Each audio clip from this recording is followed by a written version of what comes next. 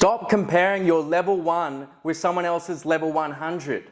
Why would you compare someone else's mountaintop with what you want to create with your life? Because the truth is, you don't want what other people have. And when you're looking over your shoulder and you're mindlessly scrolling on social media, you're comparing yourself to other people, and all it's going to make you feel is inadequate and not good enough. Because the truth is, social media is just a highlight reel. It's just a fantasy and an illusion. It's not the truth of people's reality and how much money they're making and the life that they're living. So stop comparing to other people and just focus on your step 1. What's the next best step that I'm going to take?